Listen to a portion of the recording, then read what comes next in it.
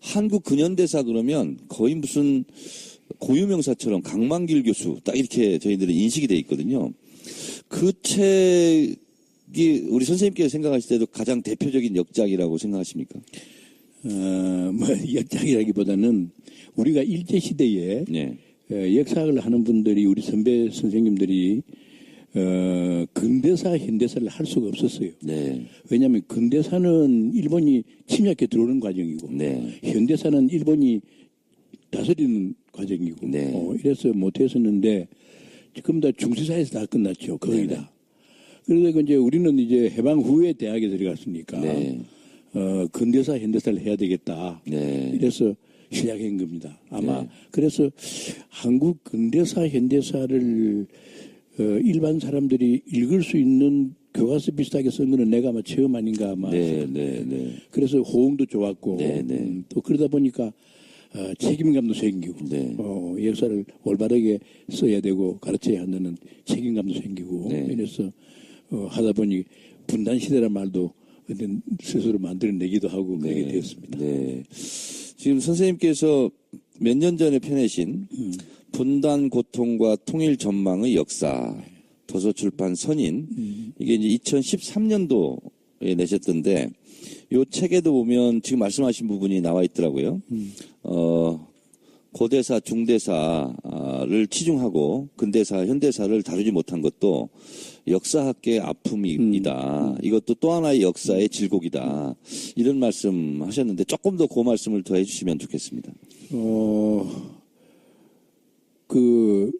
일본 사람들이 우리 역사를 이야기하면서 네. 한국의 조선의 역사는 일본이 개항을 권유해서 강요하기 이전까지는 계속 고대적인 상태에 놓여 있었다. 네, 네. 이런 이야기를 했어요. 네. 중세도 없다. 네. 조선 사회는 중세도 없다. 그런 것을 갖다가 이제 지금은 북에 갔습니다만 백남은 선생, 네. 그 연세대학 옛날에 연희전문학교 교수님, 네. 그분이 우리에게도 중세가 있었다 하는 책을 썼어요. 네. 거기에 상당히 영향을 받았습니다. 네. 받아가지고 우리 역사도 세계사와 같은 레벨로 같은 과정으로 발전했다는 이야기를 증명을 해야 된다. 네. 이러기 위해서 임진왜란 이후에 우리 사회에도 자본주의적인 맹아가 일부 생겨났다. 네. 하는 이야기를 하게 되었죠. 그건 이제 농업사 부분에서는 김영석 교수라고 연세대학 교수가 했고 상공업사 분야는 내가 했고 네. 이렇게 하다가 해방 이후의 문제를 생각해 보니까 그것만 가지고는 안 되겠다 말입니다. 네. 그래서 분단된 이 시대의 역사도 제대로 써야 된다. 네. 왜 분단이 되었는가, 또 앞으로 그걸 극복하려면 어떻게 해야 되는가, 이런 문제에 관심을 가지게 되었어요. 네. 그러다 보니까 자연히 현대사 부분을 할 수밖에 없게 되죠. 네. 그래서 처음 시작은 중세 후기부터 시작했는데 현대까지 내려오게 되었습니다.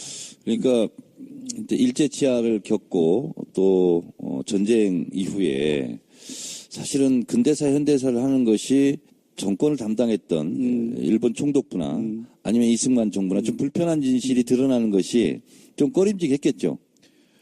꺼림직하는 정도가 아니고요. 그 심지어는 역사를 제대로 쓰면은요, 독재 정권은 역사적인 정통성을 인정할 수가 없습니다. 그렇습니다. 네. 인간의 역사라는 것은 언제나 정치적인 민주주의, 경제적인 민주주의, 사회적인 민주주의, 문화적인 민주주의 쪽으로 발전해 간다고 보는데 독재 정권은 그거를 거부하는 정권들입니다. 그렇습니다. 예. 네. 그러니까 역사가 그거를 지적을 해줘야 됩니다. 네. 예. 물론 그러기 위해서는 뭐 고통이 다를 수도 있겠죠. 네. 그러나 역사학자로서는 그런 이야기를 하지 않을 수가 없는 겁니다. 네. 선생님, 심층적인 것은 조금 있다가 들어가기를 하고, 이렇게 말씀을 꺼내기만 하면 또 이렇게 학술적으로 이렇게 말씀을 막 그냥 술술술 하시는데요. 우리 선생님께서 역사 학도가 돼야 되겠다 하고 생각하시게 된 계기가 있었습니까?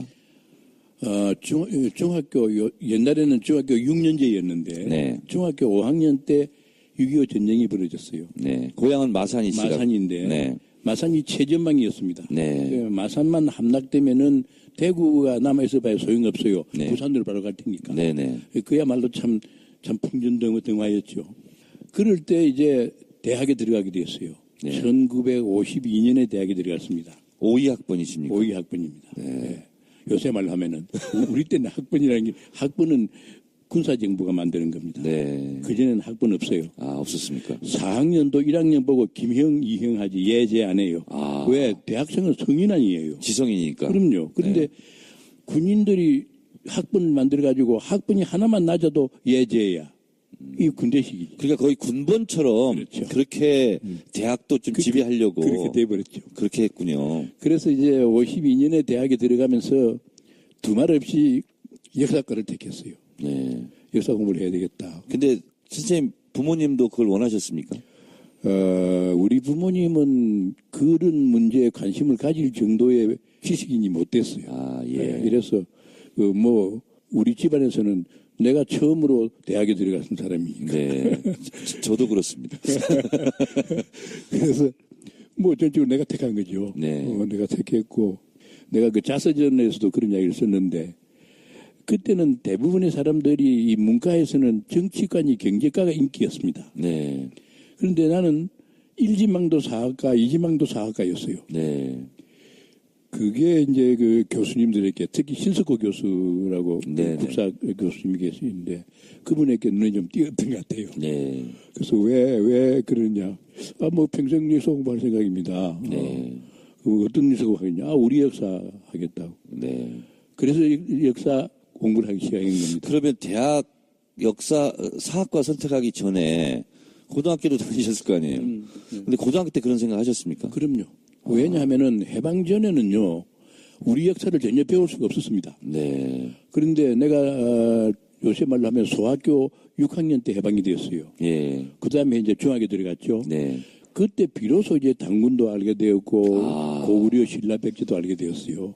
아, 중학교 들어가서 하셨습니까? 그럼요. 왜냐하면은 소학교 때는 일제시대니까. 아, 일제시대 때니까 아예 그냥 고구려 백제 신라도 안 가르쳤군요. 물론 우리 역사는 전혀 안 가르쳤으니까. 그래서 이제 중학교 들어가가지고 우리 역사를 배우기 시작했죠. 예. 참 그때마다 신기하죠. 네. 이거 그전에는 일본 역사만 배웠었는데. 일본 역사만. 배웠었는데 우리 역사를 배우게 되니까 얼마나 신기하고 또 관심도 가지게 되고. 네. 이래서 결국은 평생 역사 공부를 하게 된 셈입니다. 대학에 들어가셔서 이제 본격적으로 이제 역사 공부를 하시게 됐는데 후회하신 적은 없습니까? 공부하시면서? 후회해 본 일은 없어요. 네. 왜 내가 하고 싶어 한 거니까. 예. 또 물론 역사 공부를 하고 근현대사를 하면서 약간의 탄압도 받았지만은 그것도 어차피 내가 택한 길이니까. 중간에 해직도 되셨고. 해직도 됐죠. 네. 근데 내가 택한 길이니까 어떡합니까? 후회해봐야 소용없죠. 그러면 저희들이야 이제 한국 근현대사 그러면 이제 사표로 생각되시는 분이 우리 강만길 선생님인데 강만길 선생님의 사표는 누구이셨습니까? 개인적으로 학문적으로 대학에서는 신석호 선생님이라고 계셨어요. 네. 이분은 전공이 우리나라 당정사였습니다. 네. 그런데 나같이 이렇게 경제사, 사회사를 하겠다는 것을 전혀 반대하지 않았어요. 네. 정말 참 아주 좋은 분을 만났고, 네.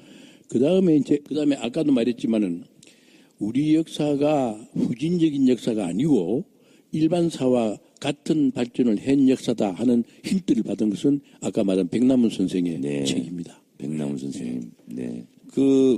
보통 저희가 이제 역사를 배우기 위해서 관점을 배우기 위해서 이해치 카드 저희는 공부하고 역사란 과거와 현재의 끊임없는 대화의 연속이다. 이런 것도 저희도 배웠는데 외국 사학자 중에서는 혹시 또 좋아하시는 분 계십니까? 외국 사학자 중에서는 역시 이해치카를 좀 읽었고 그 다음에 일본 사람으로서 오즈가라는 사람이 있어요. 오즈가. 오즈가 책을 좀 읽었고. 네. 그 다음에, 외국의 그 이론가들, 사학 이론가들에게는 거의 다 필요한 건 다 읽은 셈이죠. 우리 선생님 제자분들도 지금 사학계 쭉 포진해 있지 않겠습니까? 그렇습니다. 네. 우리 선생님 제자 중에서 또 선생님을 특별히 따르는 또 제자 학자들도 많이 있을 것 같은데 강만길 학파를 잇고 있는 대표적인 학자라면 누가 있습니까? 누구 하나 들어서 이야기할 건 없고 네네네. 대학원에서 지도한 학생들이 꽤 많죠. 네. 예. 그들이 내가 이제 그 재단을 하나 만들었었는데 네. 그 재단을 중심으로 뭉쳐 있어요. 네. 그 재단 이름이 뭡니까? 내일을 여는 역사재단입니다. 내일을 여는 역사재단. 역사재단. 역사라는 게 과거에 관한 것은 아니고 네. 내일을 여는 그렇습니다. 하나의 길잡이가 되어야 된다. 과거의 교훈을 삼아서. 네. 내일을 여는데 교훈을 받고자 하는 게 역사를 연구하는 하나의 또 목적이 될 수도 그렇죠. 있겠죠. 하나의 길잡이가 되어야 된다. 그렇습니다. 네.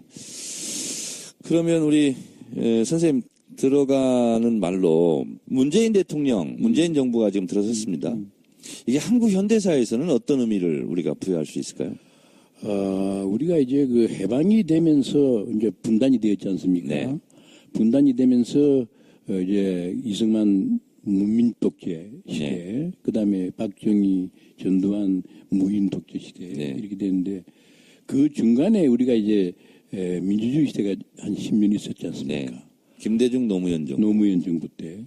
그 민주주의 발전과 동시에 남북 관계도 개선이 되었습니다. 네. 이게 같이 가는 겁니다. 네네. 예. 민주주의가 발전하면은 남북 관계 자연히 따라가기 마련입니다. 그렇습니다. 네. 근데 이제 노무현 정부 다음에 막 거기에 관계했던 이제 문재인 대통령이 이제 정권을 쥐게 되었는데 역시 민주주의를 발전시키면서 남북 관계를 개선하는 네. 이런 쪽으로 아마 나아가지 않을까 그런 생각입니다. 네. 그러니까 이제 민주정부 10년 동안 대한민국의 민주주의와 인권도 개선됐지만 햇볕 정책, 6.15 공동선언과 14선언을 통해서 남북관계도 일시적으로 해빙기를 맞았다가 다시 이명박 박근혜 정권 때 뒷걸음을 다시 쳤다가 다시 이제 문재인 정부가 들어섰기 때문에 민주주의도 그리고 경제도 또 무엇보다도 남북관계에 굉장히 기대를 많이 하시는 것으로 이 책을 미루어서 제가 이제 짐작이 가는데 우리 강만길 선생님이 꿈꾸는 문재인 대통령 시대의 대한민국은 이랬으면 좋겠다. 그런 게 있습니까? 지금 취임한 지 얼마 안 됐는데 네. 대단히 난 잘하고 있다고 생각합니다. 네. 그리고 어떻든 굉장히 자유 분위기가 되었어요. 네.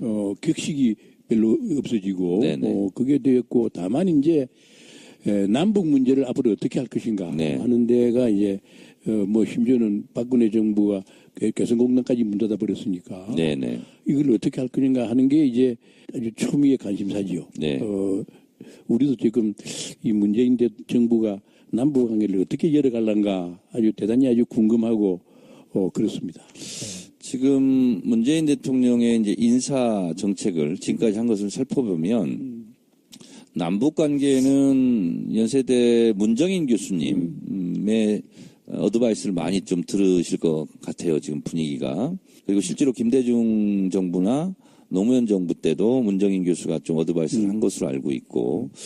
근데 못지않게 우리 강만길 선생님께서 6.15 남북 정상회담 때 직접 평양에 가셨었죠. 예. 그때 김대중 대통령 옆에서 지켜보실 때 좀 여러 가지 생각이 좀 드셨을 것 같습니다. 그래요. 사실은 우리가요, 분단이 될 때의 문제를 생각해 봐야 되는데, 네. 해방이 되었을 때 한반도 전체가 소련군의 점령하에 들어갔으면 네. 일본이 위험했습니다. 네. 예. 그래서 미국은 언제나 그 책에도 썼지만은 태평양이 미국의 호수가 되어야 된다고 생각하고 있는데, 네. 그래서 필리핀 그다음에 하와이 모두 다 이제 점령하기도 하고 했었는데 일본이 무너지게 되면은 붉은 호수가 된다고 그랬어요. 네. 태평양이. 붉은 호수. 네. 네. 그래서 일본을 꼭 지켜야 한다. 네. 그런데 일본을 지키기 위해서는 한반도 절반만이라도 미국의 세력권 속에 있어야 한다. 네. 하는 게 38선이 생긴 네. 급히 그은 겁니다. 네. 30분 만에. 예. 그렇게 되었고 그 다음에 사실은 막 그럴 가능성이 좀 적었지만은 한반도 전체가 미국의 점령 아래 들어갔으면은 네. 아마 중국 대륙에 있어서의 마오와 장개석의 교체가 그렇게 쉽게 안 됐을 겁니다. 네. 네. 예. 그 마오가 북한 땅이 사회주의권에 들어간 덕을 많이 본 셈이죠. 네. 네. 그래서 우리가 그걸 왜 내가 그런 이야기를 하느냐 하면은 앞으로 이 남북 문제 문제를 해결하는데 그런 역사적인 과거를 알아야 한다는 겁니다. 네, 네. 예를 들어서 6.25 전쟁이 일어났어요. 네. 일어났을 때 마오가 전쟁 준비를 시킵니다. 네. 왜? 미국이 참전한 이상 북한군이 못 이긴다는 겁니다. 네. 예.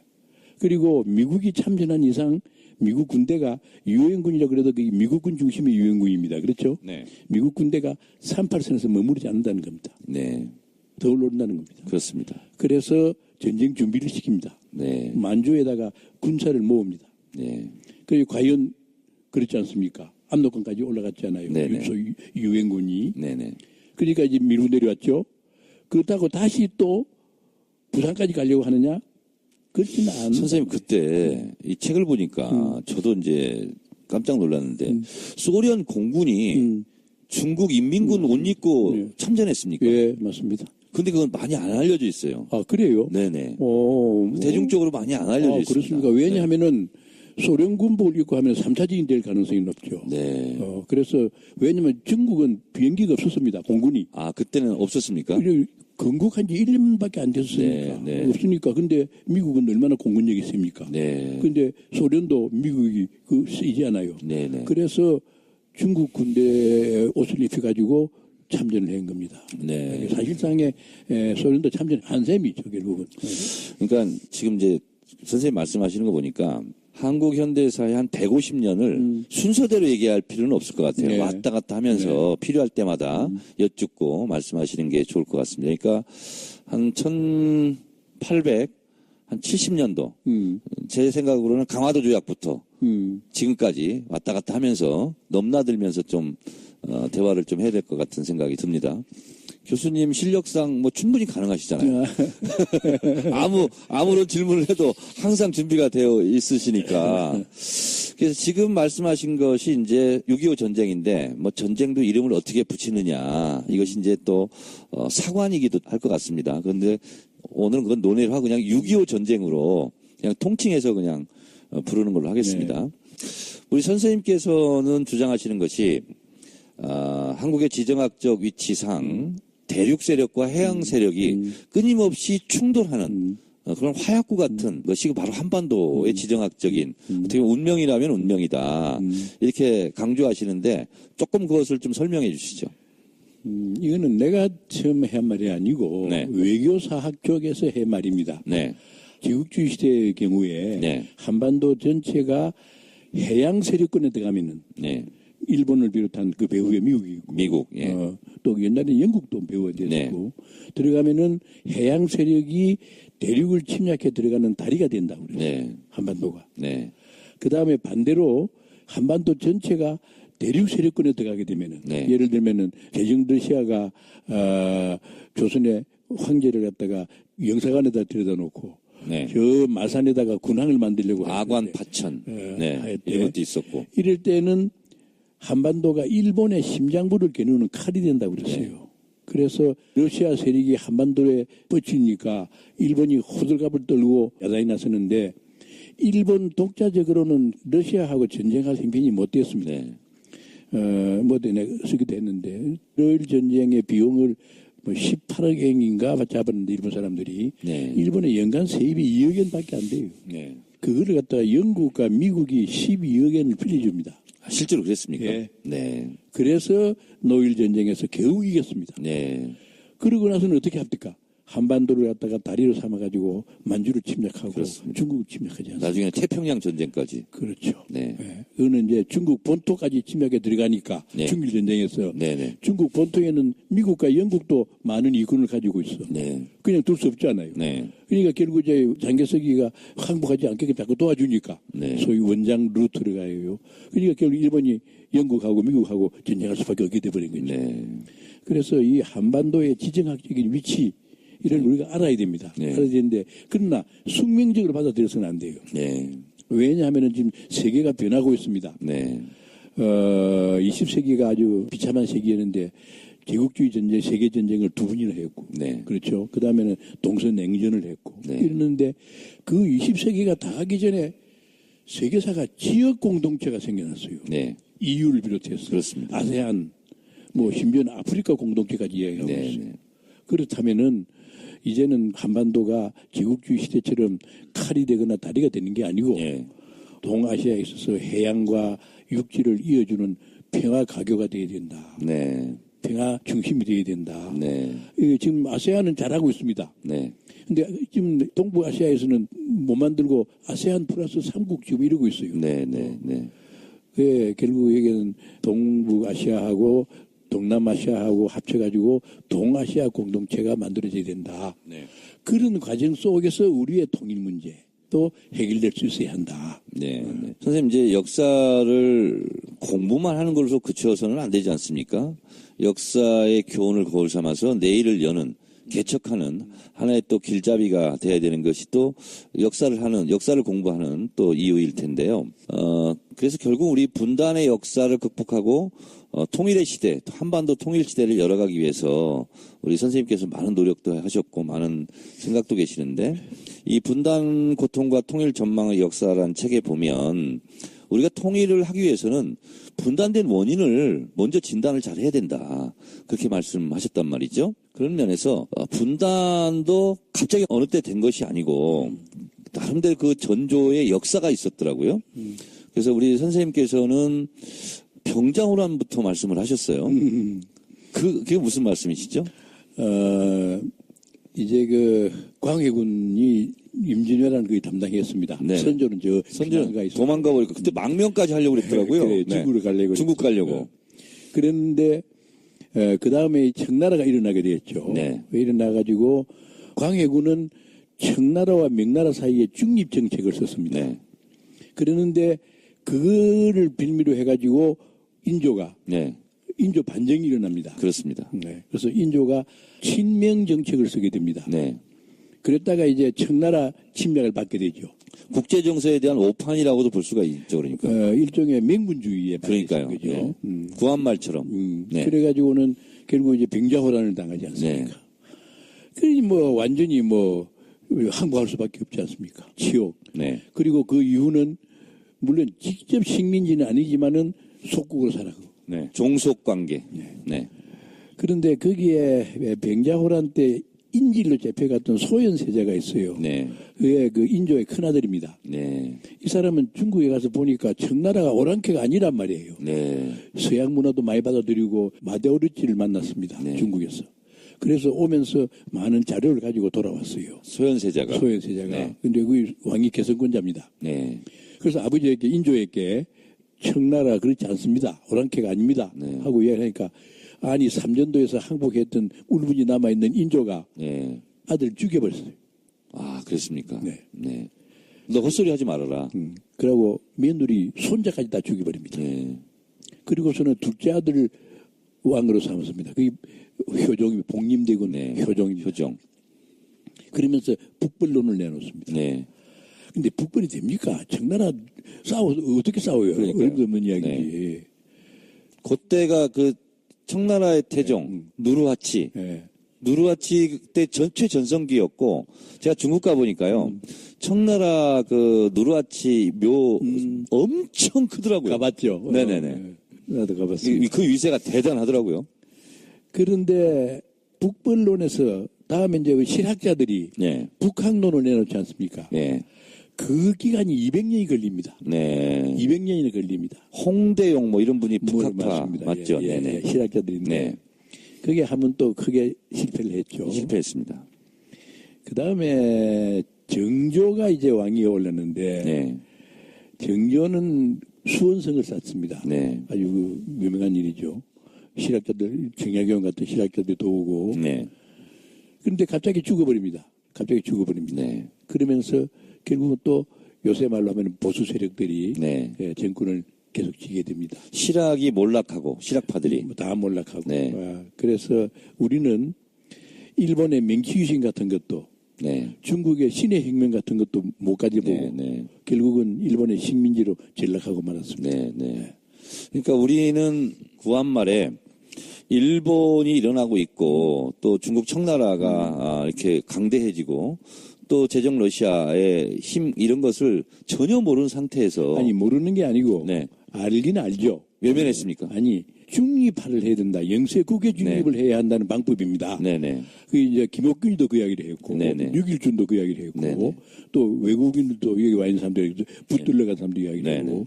근데 영세 국외 중립이 되려면 조건이 있어야 돼요. 네. 뭐냐면은 그 속에 그 땅에 살고 있는 사람들의 국제 감각이 높아야 됩니다. 네. 근데 2조 500년을 통해서 지독한 세국주의, 네. 민간인들은 정말 외국에 나가볼 길이 전혀 없는 네. 이런 속에서는 국제 감각이 생길 수가 없죠. 네. 또 스위스를 예를 들어 쓰는데 스위스처럼 주변 강대국들이 프랑스나 독일이나 이태리나 이런 강대국들이 여기를 중립지대로 투자하고 합의가 돼야 됩니다. 네.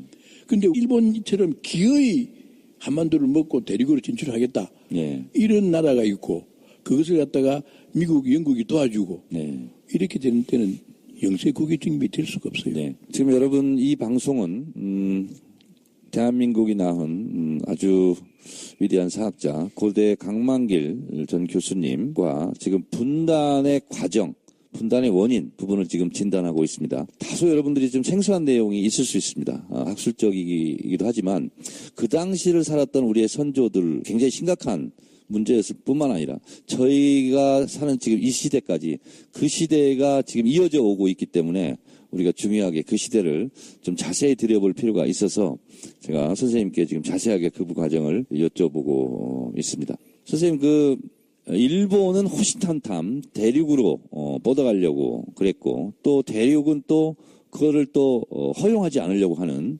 어떻게 보면 끼인 상태에서 우리가 중립외교라든가 균형외교를 통해서 우리의 국익을 지켰어야 되는데 그걸 못 지키게 되는 어떻게 보면 시작점이 실학과 개화파, 갑신정변 이런 사건을 거치면서 우리가 세련되게 처리하지 못한 그런 부분이 있지 않습니까? 내가 그런 이야기를 하는데 임진왜란 때 네. 임진왜란 후에 이시조선이 끝나고 네. 새로운 왕조, 네. 예를 들면 무슨 의병장이라든지 네. 이런 사람들 중심으로 새로운 왕조가 썼으면은 네. 그 왕조의 사상가들은 실학자들이 됩니다. 네. 그랬으면 아마 훨씬 달라졌을 겁니다. 네. 그런데 영국 역사학자 토인비가 했다는 이야기인데 일본에 왔다가 옆에 반만년의 역사를 가진 조선이라는 곳이 있으니 아비지 않겠느냐 그랬더니 하나의 왕조가 500년이나 지속된 그런 나라에 역사학자 가가지고 뭐 볼 게 있겠는가 그랬다는 거예요. 네. 저도 그 책에서 그 내용을 읽었는데 이게 참 비참한 이야기인데. 비참한 이야기죠. 이야기인데 어떻든 신학자들이 새로운 정권의 왕조의 그때는 왕조겠죠. 그때도 네네. 왕조의 이데올로그가 되고 네. 이렇게 되었으면 우리도 아마 일본 같은 걸 겪었을 거다. 네. 그리고 더구나 이제 김옥균 같은 사람은 일본의 명치유신을 생각했단 말이에요. 네. 이랬는데 병자호란에 지졌기 때문에 천국이 그냥 두지 않지 않습니까? 네. 그래서 원세계가 거느리는 1,500명의 군사가 들어오는 바람에 네. 결국은 김옥균 등은 일본으로 쫓겨가 버리고 말았죠. 네, 네. 거기서 크게 실패. 선생님 그러니까 결국은 좀 거슬러 올라가다 보면 병자호란 때 치욕을 겪으면서 실제로 청나라는 거의 속국처럼 우리를 생각하고 계속 관리하에 우리 조선 땅을 그렇게 생각하고 있었던 거 아닙니까? 거기에다가 일본이 병자 소요 조약을 해가지고 조선에 진출하니까 네. 천국이 그냥 있을 수가 없지 않아요. 그렇습니다. 네. 예. 그래서 이제 간섭을 하기 시작한 거죠. 그러니까 이제 큰 판으로 보면 청나라는 조선을 자기들의 속국 비슷하게 생각하고 있었고 일본은 조선을 또 먹으려고 그랬었고 대륙 진출의 대륙 진출의 발판, 다리 역할로 삼으려고 했다 보니까 당연히 청과 일본이 언젠가는 충돌하고 전쟁을 할 수밖에 없는 그게 그런 청일전쟁이죠. 그게 구조였지 않습니까? 그래서 청일전쟁이 결국은 일어나고야 말았던 거죠. 일본이 결국은 한반도를 자기 세력권에 넣어야 되겠단 말이에요. 네. 초기 자본주의 일본이 소위 말하는 상품 시장도 필요하고 원료 공급주도 필요하고. 네네. 그래서 결국 한반도를 집어먹어야 되겠는데 이게 천국이 그냥 있을 수가 없잖아요. 네. 그래서 이제 전쟁이 일어날 판이 되었는데 이게 참 창피한 이야기라. 직접적인 계기는 어떻게 되죠? 그거는 일본군이 천국군을 공격함으로써 네. 인천 앞바다에서 네네네. 벌어지게 됐죠. 네. 그런데 그때 외교문서상에 이런 이야기가 있어요. 청일 전쟁을 일어나지 않게 하는 방법이 있다. 네. 그게 뭐냐 하면은 평안도와 황해도와 함경도는 천국이 다스리게 하고 네. 전라도와 경상도와 충청도와 강원도는 일본이 다스리게 하고 네. 조선 왕은 경기도만 다스리게 하면 된다. 네. 이런 외교 문서에 이런 이야기가 남아 있어요. 이 책에도 있더라고요. 보니까 선생님 쓰신 책에. 근데 그 외교 문서가 누가 작성한 거죠? 일본의 외교 문서 속에 있는데 그러니까 일본에 있다고 일본에 그러더라고요. 있는데 누가 작성했는지는 모르겠어요. 네, 네. 그리고 영국도 그런 이야기를 했죠. 영국은 왜 천국에도 이권이 있고 일본에도 이권이 있으니까 네. 결국은 한강선에서 잘라가지고 네. 북은 천국이 다스리게 하고 네. 그 이남은 일본이 다스리게 하면은 네. 청일전쟁을 막을 수 있다. 네. 이런 이야기. 근데 선생님 책에 보면 일본은 이제 명치유신, 메이지유신을 통해서 이익선이라는 개념을 갖게 됐다는 거죠. 그러니까 주권선이 있고 이익선이 있는데 그 한반도 조선 땅은 이제 이익선에서 굉장히 중요한 상품 시장이 되는 거죠. 그러니까 자본주의를 이제 발전시켜 가는 과정 속에서 상품 시장으로서 또 한반도가 충분히 가치가 있었던 그런 거였죠. 그것도 있고요. 그 다음에 이제 초기 자본주의가 아까 말한 것처럼 상품 시장이 필요하잖아요. 네. 그런데 그때 일본이 뭐 태평양 건너서 미국으로 갈 수도 없는 이유고. 그렇죠. 남쪽으로 내려가는 거는 유럽이 와가지고 베트남인이 뭐 다 차지해버리고 캄보디아니 네. 그래서 청일전쟁에 대만 하나 차지했을 뿐이고 네. 결국은 조선으로 나가는 거다. 네. 조선은 그때는 아주 경제적으로나 군사적으로나 약한 상황이었으니까 네. 결국 조선이 목표가 된 셈이죠. 선생님 그럼 좀 구체적인 사건으로 1884년에 났던 갑신정변 그것이 또 이제 일본과 청나라가 또 이제 한판 붙게 될 그런 조짐을 좀 가속화시켰던 그런 일이었죠. 그때 네. 이제 김옥균 등이 쫓겨갔죠. 네. 그때 여기에 와 있던 독일 부영사 붙들러가 네. 이런 말을 했습니다. 앞으로 10년 내에 천국과 일본이 전쟁을 할 거다. 조선 땅에서. 네. 그러니까 중립화해야 된다. 네. 그걸 막으려면은. 네. 그런데 그때 우리 외무 책임자들이 영세국의 중립이 뭔지 잘 몰랐던 것 같아요. 예, 예. 왜 무단히 천국과 일본이 왜 우리 땅에서 왜 싸움을 하느냐. 예. 그럴 리가 없다 하고 치워버렸어요. 네. 김옥균은 왜 일본으로 도망갔죠? 김옥균은 일본을 본받아가지고 네.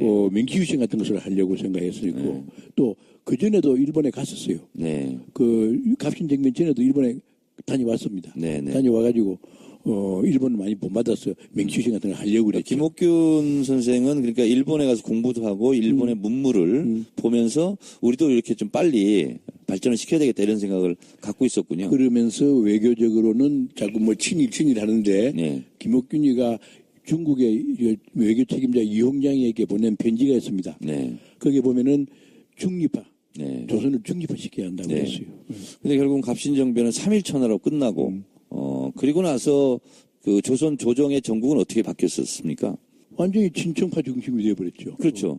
그랬다가 이제 대원군을 잡아가고 네. 전국에서. 네. 그리고는 뭐 일본의 세력이 이제 밀고 들어오니까 네. 이번에는 또 러시아 세력을 끌어들이려고 했죠. 그렇죠. 예. 그랬다가 결국 노일 전쟁이 일어나게 되죠. 그러니까 이제 일본을 EEJ 차원에서 러시아 힘으로 막아보겠다. 이제 이런 대표적인 이제 핵심 세력 중에 핵심이 명성황후. 근데 이제 그 요새 말로 하면은 주체적인 역사 인식이 부족했던 그렇습니다. 거예요. 예. 그때 보니까요. 소위 말한 자강, 우리가 어떻게 이 나라의 힘을 키울 생각을 하지 않고 그냥 어떻게 보면 꽃감 빼먹듯이 일본 세력 끌어들이고 청나라 세력 끌이고 그래요. 러시아 세력 끌어들이고 그러니까 또 일본은 또 명성황후 또 시해 사건을 또 일으키지 않습니까? 자강론이 나오는 게 저 애국 개몽운동에 가서 자강론이 나옵니다. 네. 이미 너무 늦었어요. 네. 예. 그러다 보니까 이제 일본은 명성황후를 시해를 하고 그러다 보니까 고종은 또 러시아 공사관에 가서 몸을 숨기고 이렇게 나라 꼴이 참 말이 아니었던 거죠. 그래요. 네. 그러다가 결국 이제 또 러일 전쟁까지 벌어집니다. 러일 전쟁은 왜 일어났죠? 러시아가 아까 말한 것처럼 조선에 뻗어 내려오려고 하는 겁니다. 네. 그래 조선을 통해 가지고 태평양으로 나가려고 하는 겁니다. 네. 그래서 그 기지로서 지금의 경상남도 마산에다가 네. 군항을 만들려고 했죠. 네. 지금도 그 마산에 가면 러시아 영사관 자리가 있습니다. 네, 네. 이게 일본에게는 굉장한 위협이란 말이에요. 네. 더구나 미국, 영국에게도 굉장한 위협이란 말이에요. 네. 그 당시에 러시아는 세계 최대의 육군 강국이었습니다. 그렇습니다. 그런 러시아가 태평양으로 나오려고 하면은 이거는 뭐 일본뿐 아니고 미국, 영국에게도 다 위협이다. 네. 사실은 이 러시아는요 태평양으로 나가려고 하는 의혹이 많습니다. 네. 노일 전쟁 때 이제 그 북방 사계도 네. 가 이제 그 뺏겼었는데 네. 2차 대전이 끝나면서 도로 찾아갔잖아요. 네네. 또 심지어는 한반도에서 38선에서 끝나는 것을 양보한 이유가 북해도를 점령하겠다는 겁니다. 네. 일본이. 네. 이게 미국이 그렇게 강력히 막았죠. 네. 그러면서 결국 태평양 진출이 어렵게 그러니까 됐죠. 러시아는 이제 부동항이 필요하죠. 그렇죠. 블라디보스톡 그리고 근데 남쪽에 내서 마산항을 이제 딱 구축하려고 그랬는데 일본은 또 맞불 작전으로 진해 군항을 또 그 옆에 세우고. 그래서 제가 이 선생님 책을 보면서 진해 군항제에 사람들이 많이 모이는데 이런 아픈 역사를 알고 더구나 거기 벚꽃이 만발해 있고. 그러니까 네, 그런 생각이 좀 들었습니다. 그래서 결국은 저희는 구한말 청일 전쟁의 전쟁터가 돼버렸고 또 러일 전쟁의 전쟁터가 돼버렸고 또 일본이 두 전쟁 다 승리함으로써 결국은 조선이 한반도의 지배력을 확고히 이제 갖추게 되고 을사늑약을 하게 되지 않습니까? 그 을사늑약 과정을 잠깐 좀 말씀해 줄 수 있습니까? 그건 뭐 어차피 이제 가스라 탭트 비밀조약에서 미국도 도와주었고 네. 미국도 일본이 한반도 전체를 지배하는 것을 승인했단 말이에요. 네네. 그러고 나니까 그 다음에는 결국 이제 외교권을 먼저 뺐죠. 네. 왜냐하면 다른 데하고 외교관계를 끊기 위해서. 네. 그러고 나서는 이제 합방을 시키죠. 네. 합방을 시키는데 합방하는 과정이 또 참 기가 막히던데 이완용이하고 송병준이가 대립하고 있었습니다. 아, 두 사람도요. 같은 친일파이면서도. 같은 친일파인데도. 네. 그런데 사이가 나빠요. 네. 그래서 이 일본 사람들이 이완용에게 너가 이 합방조에게 날인 안 하면은 너 내각을 없애고 송병준 내각을 세운다. 아. 그러면은 너는 조선장이 못 찾는다. 네. 도망가야 된다. 거기서도 또 이의제기가 있었군요. 그리고 이완용이는 일본말을 한마디도 못해요. 영어는 미국에 가서 뭐 영사도 지내고 했죠. 네. 그런데 그 문학 하던 그때 소설가 그 일본 유학생인데 일본에 가서 배운 선생이 있어요. 네. 고마츠라는 일본 사람인데 그가 이제 통감부의 외사부장으로 옵니다. 네. 그래서 사실은 그 한일 합방 과정은 그 둘이서 하더라고요. 네.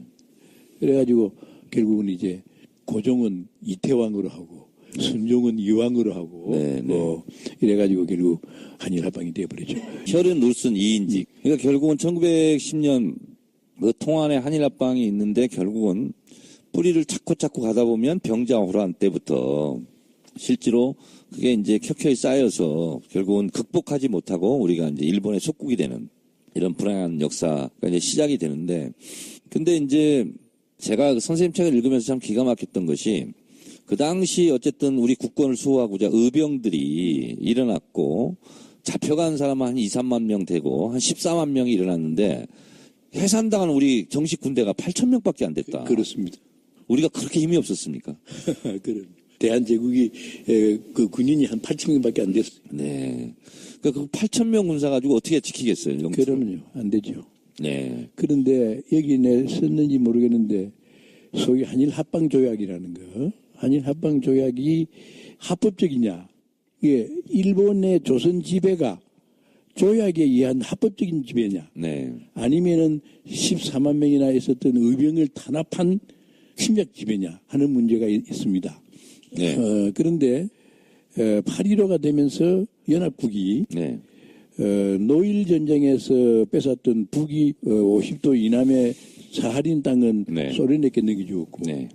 그 다음에 청일 전쟁에서 뺏었던 대만은 장개석 정부에게 넘겨줬습니다. 네. 중국에. 네. 그런데 조선은 왜 그러면 일본 영토에서 떼려고 했느냐? 네. 일본이 합방한 것이 합방 조약에 의한 거라면은 네. 이건 합법적인 지배란 말이에요. 네. 그런데 왜 그걸 떼내주려고 했냐? 그러니까 연합국이 이거는 침략 행위라는 걸 인정했기 때문에 네. 조선을 갖다가 떼내서 따로 그 독립국으로 만들려고 한 거란 말이에요. 네. 네.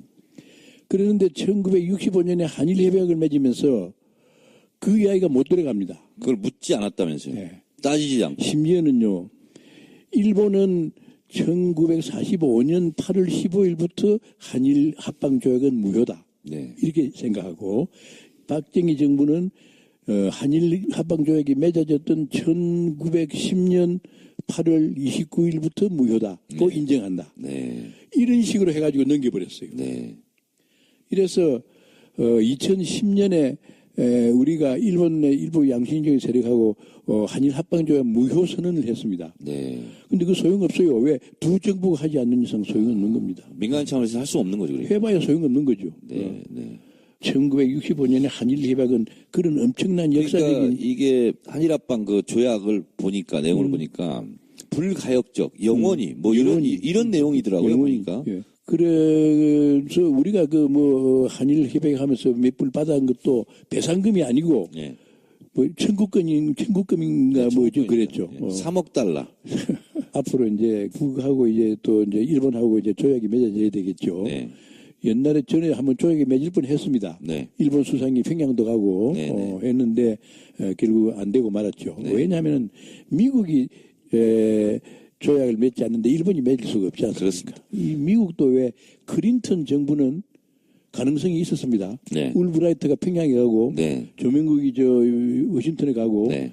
가능성이 있었는데 바로 부시 정권이 들어서 가지고 뒤집어 버렸습니다. 네. 지금 선생님 너무 지금 진도를 앞에 나가셨어요. 근데 나가셨으니까 제가 또 여쭤볼게요. 2000년 미국의 최초의 여성 국무장관 올브라이트가 평양에 갔죠. 네. 김정일 국방위원장을 만나고 사실은 클린턴 대통령의 평양 방문을 위한 사전 정지 작업이었다. 그렇죠. 그래서 북미 수교를 맺고 또 북일 수교, 뭐 한반도 또 평화협정 체결, 불가침선언, 북핵 완전 불능화. 사실은 그게 됐으면 뭐 더없이 좋았을 것이고 선생님 근데 그런 프로세스 그런 방법 말고 더 좋은 방법이 있습니까? 그거를 사실은요, 이 남쪽은 소련하고 국교가 희복이 되었습니다. 소련 망하기 전에 네. 중국하고 물론 국교가 되었고, 네. 그러면 당연히 북도, 네. 일본하고도 하고, 미국하고도 하고, 네. 그럼으로써 결국 한반도의 평화가 정착되고, 네. 서로 협력을 하게 되고, 네. 이렇게 되는 건데, 미국이 틀어버렸죠. 네. 부시가 완전히 틀어버렸죠. 조지 부시 대통령이잖아요. 네. 그래서 조지고 부셨다. 뭐 이렇게 농담도 하고 그러는데. 그러니 북핵 문제를 해결하는 길이 뭐냐? 네. 미북 수교가 되고, 네. 북일 수교가 되고, 네. 함으로써 북핵 문제를 해결하는 길. 네. 과거에 북미 관계가 좋아졌을 때는 북에서 핵시설 일부를 파괴까지 했습니다. 네. 알죠? 기억나죠? 네네. 네. 그런데 그게 지금 다 되돌아가 버렸단 말이에요. 네, 그렇습니다. 그러니까 그때 엘고가 이겼어야 되는데 부시가 이기는 바람에 한반도의 운명은 근데 완전히 뭐 그뿐만이 아니고요. 나는 결국은 군산업자들이 문제라고 생각합니다. 네. 예, 왜냐하면은 지난번에 신문에 났지만은 한국만큼 미국의 무기를 많이 사준 나라가 또 있습니까? 1위국이라고 그러더라고요. 1위국이죠. 네. 예. 그러니 분단이 돼 있어야 무기를 팔아먹는다는 생각이라면은 이거는 정말 이거는 나쁜 생각입니다. 예. 그러니까 그 이라크 전쟁도 결국은 뭐 석유 때문에도 그렇고 그리고 또 미국 무기 또 재래식 무기 또 팔아먹고 다시 때려부수고 또 건설할 때도 미국 자본이 들어갔었다 이익을 챙겨갔다고 그러더라고요. 이라크 전쟁 같은 경우도. 그리고 지금 통일 문제를 놓고 한반도 통일 문제를 놓고 육자회담 문문하고 있는데 네. 아까 말한 것처럼 칼이 부러져 있어야 좋고 사자는 네. 다리가 부러져 있어야 좋지 않습니까? 그래서 통일 문제는 남북이 해결해야 한다 네. 하고 나선 게 6.15 공동선언입니다. 그렇습니다. 그러니까 우리 선생님께서는 이제 해양 세력과 대륙 세력이 끊임없이 100년 이상 대립했었고 그리고 일본으로서는 한국이 대륙을 진출하는 다리 역할로 생각하고 있고 또 대륙 세력은 일본 해양 세력을 겨누는 칼 그리고 태평양으로 진출하는 예. 진출로 그래서 우리 선생님이 그런 말씀하시죠. 동강란 다리 부러진 칼 그런 상태이기 때문에 우리 남과 북이 자주적으로 우리끼리 통일을 논의하고 우리 운명은 우리 스스로 개척해야 된다. 이런 말씀이시지 않습니까? 한때는 그렇게 되었었습니다. 네. 우리가 분단이 될 때 네. 나는 역사 선생이기 때문에 네. 과정을 이렇게 이야기합니다. 1945년에 38선이 생긴 것을 갖다가 국토분단이라고 그럽니다. 네. 그렇죠. 네. 그 다음에 1948년에 남북에 두 개의 국가가 생겼어요. 네. 그게 국가분단이에요. 네. 국가분단. 근데 그때까지도 아직 남북 주민들 사이에 동조의식은 있었습니다. 네. 예. 나는 그때 살은 사람이니까. 네네. 그런데 1950년에 6.25 전쟁이 일어났어요. 네. 민족 분단이 되어버렸어요. 민족 분단. 국토 분단, 국가 분단, 민족 분단.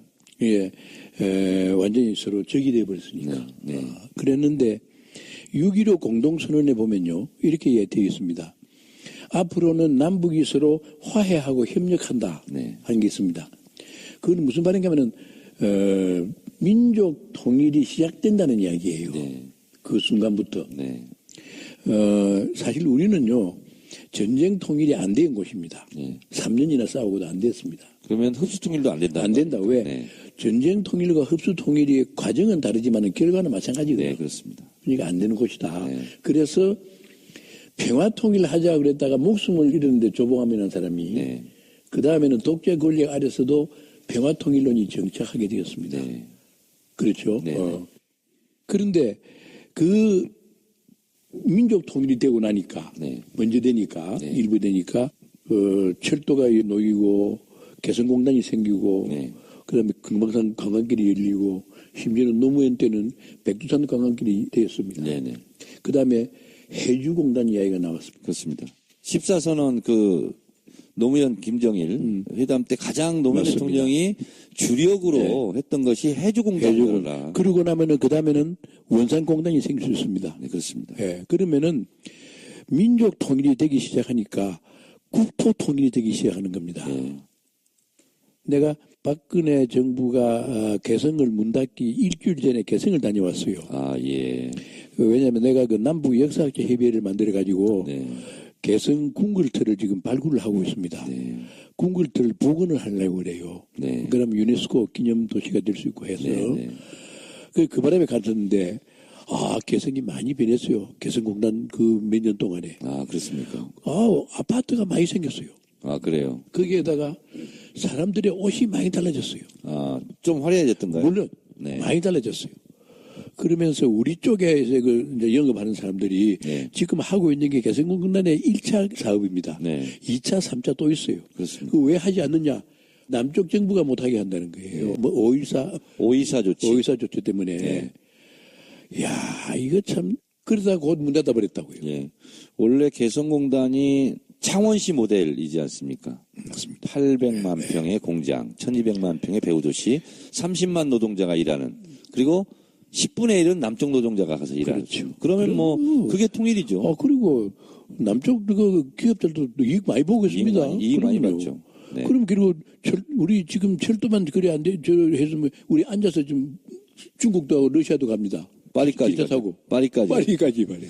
그 손기정 선수가 서울에서 기차 타고 베를린까지 갔다고 그러더군요. 근데 그거를 이 역사 의식이 너무 없는 사람들이 정권을 잡아가지고 네. 이게 정말 참 다 망쳐놓았는데 네. 이번엔 다행히 이제 좀 역사 의식이 있는 사람이 정권을 잡게 되면은 네. 아마 열리지 않을까 그런 생각을 하게 됩니다. 우리가 국토 분단, 국가 분단, 민족 분단 네. 그게 거꾸로 민족 통일이 돼가고 국토 통일이 돼간다 그랬죠. 네. 그다음에 남은 게 국가 통일이 남았잖아요. 네네. 국가 통일도 상당히 합의가 되었습니다. 네. 북에서는 연방제를 하자고 그럽니다. 네네. 1국가 2정부 2체제입니다. 네네. 남에서는 그건 아주 시기상조니까 네. 2국가 2정부 2체제로 두되 상부에 협의기구를 두자. 네네. 이런 이야기입니다. 네. 그게 지금 남북이 합의되었습니다. 그러면. 그런데 북에서 말하는 1국가라는 게 뭘 하는 거냐 하면은 두 가지를 가져요. 군사권과 외교권을 가집니다. 네. 그런데 6.15 공동선언 때 군사권과 외교권을 당연히 하나로 할 수는 없지만은 네. 남이건 북이건 군대가 있으면 훈련은 해야 되지 않느냐. 네. 그러면 이게 침략 목적의 훈련이 아니고 그야말로 훈련 목적이다 하는 것을 상대방에 알리고 네. 상대방이 와서 보게 하고 네. 외교 마당에서도 여태까지 대립해 왔는데 대립하지 말자. 네. 여기까지 합의가 된 겁니다. 네. 그게 언제 합의가 된 거죠? 6.15 공동선언에. 6.15 공동선언 때. 그러면은 그거는 이제 국가 통일도 어느 정도는 되었다는 이야기예요. 네. 이제 순조롭게 돼간 겁니다, 결국은. 네. 근데 그걸 이명박 이후 그냥 완전히 막아버린 겁니다. 그렇습니다. 네. 제가 김대중 대통령 살아계실 때 제가 이제 국회의원을 그 동교동 고기에서 했습니다. 그래서 그때 그런 말씀 하시더라고요. 그 엘고가 대통령이 안 되고 그래서 클린턴이 평양에 못 감으로써 행운의 여신이 한반도를 비켜갔다. 그래. 우리 민족으로서는 천추의 한이다. 이렇게 말씀을 하시더군요. 근데 이제 물론 이제 그 거대한 군산업자들 세력을 어떻게 할 것인가 네. 하는 것도 제일 문제입니다. 네. 물론 뭐 미국이 대통령 중심제이기 때문에 네. 대통령이 누가 되느냐에 따라서 할지만 그러나 그것도 막대한 이권이란 말이에요. 네, 네. 그걸 이제 그쪽도 평화주의가 정착을 해야죠. 네.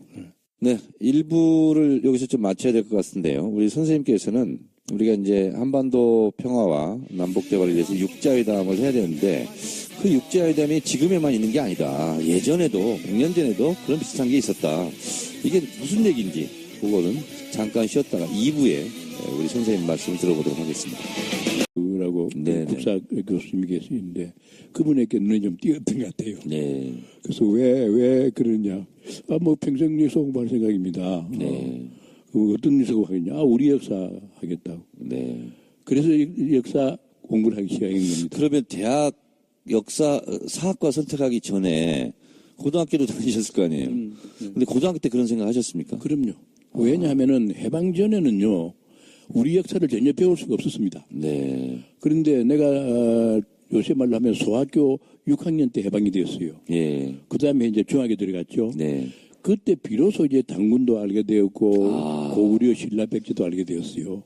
아, 중학교 들어가서 하셨습니까? 그럼요. 왜냐하면은 소학교 때는 일제시대니까. 아, 일제시대 때니까 아예 그냥 고구려 백제 신라도 안 가르쳤군요. 물론 우리 역사는 전혀 안 가르쳤으니까. 그래서 이제 중학교 들어가가지고 우리 역사를 배우기 시작했죠. 예. 참 그때마다 신기하죠. 네. 아 이거 그전에는 일본 역사만 배웠었는데. 일본 역사만. 배웠었는데 우리 역사를 배우게 되니까 얼마나 그 신기하고 또 관심도 가지게 되고. 네. 이래서 결국은 평생 역사 공부를 하게 된 셈입니다. 아. 대학에 들어가셔서 이제 본격적으로 이제 역사 공부를 하시게 됐는데 후회하신 적은 없습니까? 공부하시면서. 뭐 후회해 본 일은 없어요. 네. 왜 내가 하고 싶어 한 거니까. 예. 또 물론 역사 공부를 하고 근현대사를 하면서 막 약간의 탄압도 받았지만은 그것도 뭐 어차피 내가 택한 길이니까. 중간에 해직도 되셨고. 회직도 됐죠. 네. 근데 그러나 그 내가 택한 길이니까 뭐 어떡합니까? 후회해봐야 소용없죠. 뭐. 그러면 저희들이야 이제 한국 근현대사 그러면 이제 사표로 생각되시는 분이 우리 강만길 선생님인데 강만길 선생님의 사표는 누구 있었습니까?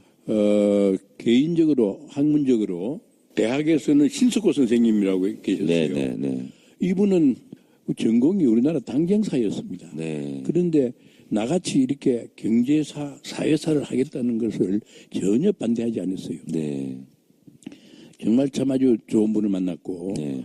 그 다음에 아까도 말했지만은 우리 역사가 후진적인 역사가 아니고 일반사와 같은 발전을 한 역사다 하는 힌트를 받은 것은 아까 말한 백남훈 선생의 네. 책입니다. 백남훈 선생님. 네. 보통 저희가 이제 역사를 배우기 위해서 관점을 배우기 위해서 뭐 EH 카드 저희는 공부하고 역사란 뭐 과거와 현재의 끊임없는 대화의 연속이다. 뭐 이런 것도 저희도 배웠는데 외국 사학자 중에서는 혹시 또 좋아하시는 분 계십니까? 외국 사학자 중에서는 역시 EH 카드를 좀 읽었고, 예. 그 다음에 일본 사람으로서 오즈가라는 사람이 있어요. 오즈가. 오즈가 책을 좀 읽었고. 네. 그 다음에, 외국의 그 이론가들, 사학 이론가들의 그는 거의 다 필요한 건 다 읽은 셈이죠. 우리 선생님 제자분들도 지금 뭐 사학계 쪽. 이런 문제에 관심을 가지게 되었어요. 네. 그러다 보니까 자연히 현대사 부분을 할 수밖에 없게 되죠. 네. 그래서 처음 시작은 중세 후기부터 시작했는데 현대까지 내려오게 되었습니다. 그러니까 일제 치하를 겪고 또 전쟁 이후에 사실은 근대사 현대사를 하는 것이 정권을 담당했던 일본 총독부나 아니면 이승만 정부나 좀 불편한 진실이 드러나는 것이 좀 꺼림직했겠죠. 꺼림직하는 정도가 아니고요. 그 심지어는 역사를 제대로 쓰면은요, 독재 정권은 역사적인 정통성을 인정할 수가 없습니다. 그렇습니다. 네. 인간의 역사라는 것은 언제나 정치적인 민주주의, 경제적인 민주주의, 사회적인 민주주의, 문화적인 민주주의 쪽으로 발전해 간다고 보는데, 독재 정권은 그거를 거부하는 정권들입니다. 그렇습니다. 예. 네. 그러니까 역사가 그거를 지적을 해줘야 됩니다. 네. 예. 물론 그러기 위해서는 뭐 고통이 다를 수도 있겠죠. 네. 그러나 역사학자로서는 그런 이야기를 하지 않을 수가 없는 겁니다. 네. 선생님, 심층적인 것은 조금 있다가 들어가긴 하고, 이렇게 말씀을 꺼내기만 하면 또 이렇게 학술적으로 이렇게 말씀을 막 그냥 술술술 하시는데요. 우리 선생님께서 역사 학도가 돼야 되겠다 하고 생각하시게 된 계기가 있었습니까? 중학교, 옛날에는 중학교 6년제였는데, 네. 중학교 5학년 때 6.25 전쟁이 벌어졌어요. 네. 고향은 마산이시라. 마산인데, 네. 마산이 최전방이었습니다. 네. 마산만 함락되면은 대구가 남아있어 봐야 소용없어요. 네. 부산으로 바로 갈 테니까. 네네. 그야말로 참 풍전등화였죠. 그럴 때 이제 대학에 들어가게 됐어요. 네. 1952년에 대학에 들어갔습니다. 52학번이십니까? 52학번입니다. 네. 요새 말로 하면은 우리 때는 학번이라는 게 학번은 군사정부가 만드는 겁니다. 네. 그전에는 학번 없어요. 없었습니까? 4학년도 1학년 보고 김형, 이형 하지 예제 안 해요. 왜? 대학생은 성인 아니에요. 지성이니까. 그럼요. 그런데 군인들이 학번을 만들어가지고 학번이 하나만 낮아도 예제야. 이 군대식이지. 그러니까 거의 군번처럼 그렇죠. 그렇게 대학도 좀 지배하려고 그렇게 돼버렸죠. 그렇게 했군요. 그래서 이제 52년에 대학에 들어가면서 두말 없이 역사과를 택했어요. 네. 역사 공부를 해야 되겠다. 근데 선생님 부모님도 그걸 원하셨습니까? 우리 부모님은 그런 문제에 관심을 가질 정도의 지식인이 못 됐어요. 예. 이래서 우리 집안에서는 내가 처음으로 대학에 들어갔던 사람이니까. 네. 저도 그렇습니다. 그래서 전적으로 내가 택한 거죠. 네. 내가 택했고 내가 그 자서전에서도 그런 이야기를 썼는데 그때는 대부분의 사람들이 이 문과에서는 정치관이 경제과가 인기였습니다. 네. 그런데 나는 1지망도 사학과, 2지망도 사학과였어요. 네. 그게 이제 그 교수님들에게 특히 신석호 교수 한국 근현대사 그러면 거의 무슨 고유명사처럼 강만길 교수 딱 이렇게 저희들은 인식이 돼 있거든요. 그 책이 우리 선생님께서 생각하실 때도 가장 대표적인 역작이라고 생각하십니까? 역작이라기보다는 우리가 일제시대에 네.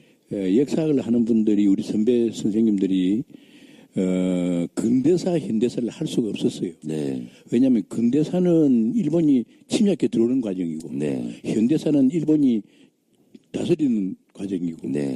이래서 못했었는데 지금 다 중세사에서 다 끝났죠. 거의 네네. 다. 그래서 이제 우리는 이제 해방 후에 대학에 들어갔으니까 네. 근대사, 현대사를 해야 되겠다. 네. 이래서 시작한 겁니다. 아마 네. 그래서 한국 근대사, 현대사를 일반 사람들이 읽을 수 있는 교과서 비슷하게 쓴 거는 내가 아마 처음 아닌가 아마. 네. 네. 그래서 호응도 좋았고 네, 네. 또 그러다 보니까 책임감도 생기고 네. 역사를 올바르게 써야 되고 가르쳐야 한다는 책임감도 생기고 네. 이래서 하다 보니 분단 시대란 말도 스스로 만들어내기도 하고 그렇게 되었습니다. 네. 지금 선생님께서 몇 년 전에 펴내신 분단 고통과 통일 전망의 역사 도서출판 선인 이게 이제 2013년도에 내셨던데 이 책에도 보면 지금 말씀하신 부분이 나와 있더라고요. 고대사, 중대사를 치중하고 근대사, 현대사를 다루지 못한 것도 역사학계의 아픔이다. 이것도 또 하나의 역사의 질곡이다. 이런 말씀 하셨는데 조금 더 그 말씀을 더 해주시면 좋겠습니다. 일본 사람들이 우리 역사를 이야기하면서 네. 한국의 조선의 역사는 일본이 개항을 권유해서 강요하기 이전까지는 계속 고대적인 상태에 놓여 있었다. 네, 네. 이런 이야기를 했어요. 네. 중세도 없다. 네. 조선 사회는 중세도 없다. 그런 것을 갖다가 이제 지금은 북에 갔습니다만 백남은 선생, 네. 그 연세대학 옛날에 연희전문학교 교수님, 네. 그분이 우리에게도 중세가 있었다 하는 책을 썼어요. 네. 그게 상당히 영향을 받았습니다. 네. 받아가지고 우리 역사도 세계사와 같은 레벨로 같은 과정으로 발전했다는 이야기를 증명을 해야 된다. 네. 이러기 위해서 임진왜란 이후에 우리 사회에도 자본주의적인 맹화가 일부 생겨났다. 네. 하는 이야기를 하게 되었죠. 그건 이제 농업사 부분에서는 김영석 교수라고 연세대학 교수가 했고, 상공업사 분야는 내가 했고, 네. 이렇게 하다가 해방 이후의 문제를 생각해 보니까 그것만 가지고는 안 되겠단 말입니다. 네. 그래서 분단된 이 시대의 역사도 제대로 써야 된다. 네. 왜 분단이 되었는가, 또 앞으로 그걸 극복하려면 어떻게 해야 되는 포진해 있지 않겠습니까? 그렇습니다. 네. 그 우리 선생님 제자 중에서 또 선생님을 특별히 따르는 또 제자 학자들도 많이 있을 것 같은데 강만길 학파를 잇고 있는 대표적인 학자라면 누가 있습니까? 누구 하나 들어서 이야기할 건 없고 네네네. 대학원에서 지도한 학생들이 꽤 많죠. 네. 네. 그들이 내가 이제 그 재단을 하나 만들었었는데 네. 그 재단을 중심으로 뭉쳐 있어요. 네. 그 재단 이름이 뭡니까? 내일을 여는 역사재단입니다. 내일을 여는 역사재단. 역사재단. 역사라는 게 과거에 관한 것은 아니고 네. 내일을 여는 그렇습니다. 하나의 길잡이가 되어야 된다. 과거의 교훈을 삼아서. 네. 내일을 여는데 교훈을 받고자 하는 게 역사를 연구하는 하나의 또 목적이 될 수도 그렇죠. 있겠죠. 하나 길잡이가 되어야 된다. 그렇습니다. 네. 그러면 우리 선생님 들어가는 말로 문재인 대통령, 문재인 정부가 지금 들어섰습니다. 이게 한국 현대사에서는 어떤 의미를 우리가 부여할 수 있을까요? 우리가 이제 그 해방이 되면서 이제 분단이 되었지 않습니까? 네.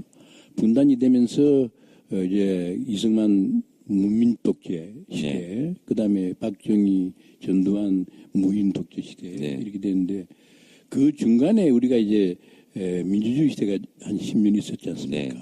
김대중 노무현 정부. 노무현 정부 때.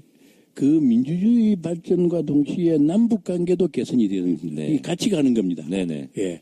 민주주의가 발전하면은 남북 관계 자연히 따라가기 마련입니다. 그렇습니다. 네.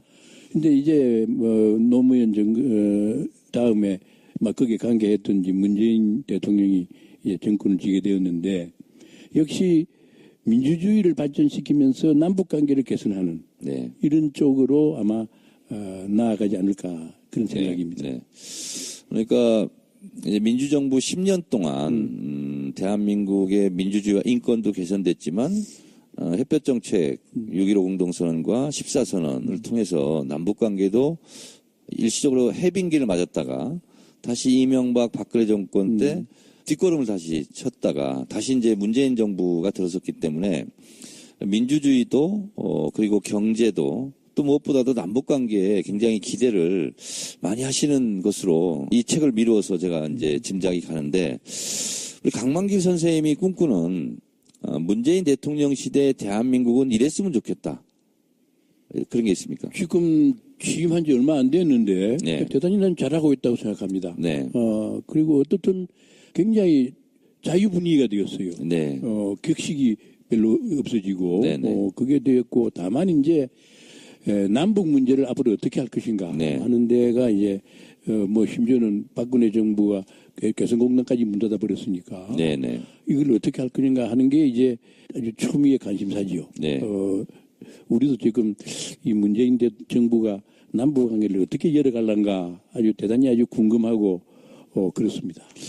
지금 문재인 대통령의 이제 인사 정책을 지금까지 한 것을 살펴보면 남북 관계는 연세대 문정인 교수님의 어드바이스를 많이 좀 들으실 것 같아요. 지금 분위기가. 그리고 실제로 김대중 정부나 노무현 정부 때도 문정인 교수가 좀 어드바이스를 한 것으로 알고 있고.